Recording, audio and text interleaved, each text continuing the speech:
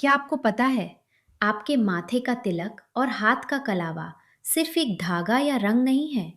ये हमारे ऋषियों ने हजारों साल पहले एक कारण से बनाया था और आज एक बड़ी कंपनी ने इसी पर पाबंदी लगा दी। लेकिन उससे पहले जानते हैं इस तिलक में क्या शक्ति छुपी है। हाल ही में लेंसकार्ट नाम की एक बड़ी इंडियन आईवेयर कंपनी का एक इंटरनल डॉक्यूमेंट वायरल हुआ। उस डॉक्यूमेंट में लिखा था, हिजाब और टर्बन पहनना अलाउड है, लेकिन बिंदी, तिलक, सिंदूर और कलावा ये सब रिस्ट्रिक्टेड हैं। जी हाँ, भारत में, हिंदू मेजॉरिटी देश में, हिंदुओं की बनाई हुई कंपनी में। जब ये बात सामने आई, पूरा देश भड़क उठा। बॉयकॉट लेंस का ट्रेंड करने लगा। कंपनी के शेयर्स 5% गिर गए और सीईओ को माफी मांगनी पड़ी। लेकिन बहनों और भाइयों, आज हम माफी वाफी की बात नहीं करेंगे। आज हम जानेंगे आखिर वो तिलक और कलावा है क्या जिसे रोकने की हिम्मत किसी ने की। इसकी असली ताकत क्या है, शास्त्र क्या कहते हैं। तिलक, ये शब्द संस्कृत से आया है। इसका अर्थ है विशिष्टता का चिन्ह, एक पहचान, एक प्रतिष्ठा। ऋग्वेद और अथर्ववेद में चंदन, विभूति, कुमकुम जैसे पवित्र पदार्थों की प्रशंसा की गई है। इन्हें यज्ञ और वैदिक अनुष्ठानों में शरीर पर लगाया जाता था। और अथर्वण उपनिषद के अनुसार जो व्यक्ति भगवान कृष्ण के चरण कमलों जैसा तिलक लगाता है, वो परमात्मा के और करीब हो जाता है। यानी माथे पर लगाया वो एक निशान सीधे परमात्मा से जोड़ता है। लेकिन माथे पर ही क्यों, कहीं और क्यों नहीं? हिंदू पुराणों के अनुसार मानव शरीर में 7 चक्र हैं। ये 7 चक्र ऊर्जा के मुख्य केंद्र हैं। इनमें से आज्ञा चक्र, जो दोनों भौहों के बीच स्थित है, सबसे महत्वपूर्ण है। यही 3 नाड़ियां मिलती हैं, इड़ा, पिंगला और सुषुम्ना।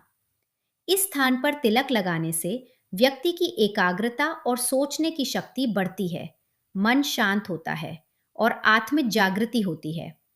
और विज्ञान भी यही कहता है, तिलक लगाने से मस्तिष्क में सेरोटोनिन और बीटा एंडोर्फिन का संतुलित स्राव होता है। इससे आत्मविश्वास बढ़ता है और मानसिक रोगों से सुरक्षा मिलती है। सोचिए, हमारे ऋषियों को हजारों साल पहले वो पता था जो आज साइंस खोज रही है। अब जानिए शास्त्रों में तिलक के नियम।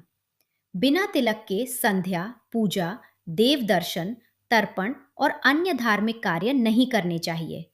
ये शास्त्रों का स्पष्ट निर्देश है। पद्म पुराण में कहा गया है, तिलक हमेशा बैठकर लगाएं। माथे के दाहिने भाग में ब्रह्मा, बाएं भाग में शिव और बीच में श्री कृष्ण का वास है। और किस उंगली से तिलक लगाएं? विष्णु संहिता के अनुसार शुभ और वैदिक कार्यों में अनामिका यानी रिंग फिंगर से, पितृ कार्य में मध्यमा से और तांत्रिक कार्यों में तर्जनी से। हर उंगली का एक अलग ग्रह से संबंध है और हर कार्य के लिए अलग उंगली। ये है हमारे शास्त्रों की गहराई। और तिलक एक प्रकार का नहीं होता। शैव मत के अनुयायी माथे पर 3 क्षैतिज रेखाएं लगाते हैं, जिसे त्रिपुंड्र कहते हैं। ये भस्म या चंदन से बनती है। शाक्त अनुयायी सिंदूर का तिलक लगाते हैं और वैष्णव परंपरा में तो 64 प्रकार के तिलकों का वर्णन है। कालाग्नि रुद्र उपनिषद में 3 रेखाओं वाले तिलक का अर्थ बताया गया है। 3 पवित्र अग्नियां, ओंकार के 3 अक्षर, 3 गुण, 3 लोक। इतना गहरा अर्थ है उस एक निशान में। अब बात करते हैं कलावे की, जिसे लेंसकार्ट ने बैन किया था। मौली धागे का शाब्दिक अर्थ है सर्वोपरि, यानी जो सबसे ऊपर हो। जैसे शिवजी के सिर पर चंद्रमा है, इसीलिए उन्हें चंद्रमौली कहते हैं। यह पवित्र लाल धागा, जिसे मौली, कलावा, रक्षा सूत्र भी कहते हैं, किसी भी हिंदू पवित्र अनुष्ठान की शुरुआत में कलाई पर बांधा जाता है और इसका मंत्र है, येन बद्धो बलिराजा दानवेंद्रो महाबल तेन त्वा अनुबध्नामि रक्षे माचल माचल। अर्थ, मैं तुम्हारी कलाई पर यह रक्षा सूत्र बांधता हूं, जिससे महाबली राजा बलि को भी बांधा गया था। हे रक्षे, तू हिलना मत, हटना मत। इस धागे का इतिहास देखिए। भगवान विष्णु ने वामन अवतार में राजा बलि की कलाई पर मौली बांधी थी, उन्हें अमरत्व का वरदान देने के लिए। महाभारत में कुंती देवी ने अभिमन्यु की दाहिनी कलाई पर लाल धागा बांधा था। जब तक वो धागा था, कोई भी योद्धा अभिमन्यु को हरा नहीं सका। जब एक चूहे ने धागा काट दिया, तभी वो वीर गति को प्राप्त हुए। और वेद कहते हैं, जब देवराज इंद्र दानव वृत्रासुर से युद्ध करने जा रहे थे, तब इंद्राणी शची ने उनकी दाहिनी कलाई पर कलावा बांधा था। यानी ये धागा देवताओं ने भी धारण किया है। कलावा बांधने से त्रिदेव की कृपा प्राप्त होती है। ब्रह्मा से यश, विष्णु से बुराई से रक्षा और शिव से नकारात्मकता नष्ट करने की शक्ति। और त्रिदेवी की कृपा, सरस्वती से ज्ञान, लक्ष्मी से समृद्धि और दुर्गा से शक्ति मिलती है।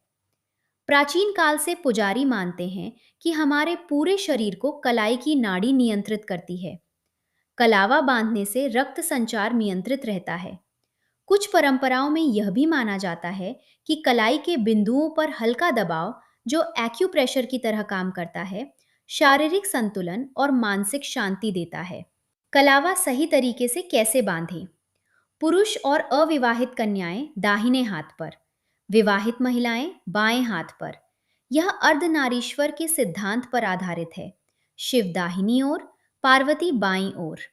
धागे को 7 बार लपेटकर 3 गांठों से बांधा जाता है, मंत्र के साथ। और यह मंगलवार, शनिवार या किसी पूजा के अवसर पर बांधना विशेष शुभ होता है। तो बहनों और भाइयों, जब कोई आपसे कहे तिलक मत लगाओ, कलावा मत पहनो, तो याद रखो, ये सिर्फ एक रंग नहीं, ये आज्ञा चक्र की जागृति है। ये सिर्फ एक धागा नहीं, ये त्रिदेव और त्रिदेवी का आशीर्वाद है। ये सिर्फ एक परंपरा नहीं, ये हजारों साल की वैदिक विज्ञान की विरासत है। हमारे शास्त्रों ने जो दिया है, उसे कोई बैन नहीं कर सकता। जय सनातन धर्म, जय भारत माता की। अगर यह वीडियो आपको अच्छा लगा तो लाइक करें, शेयर करें और चैनल को सब्सक्राइब करें।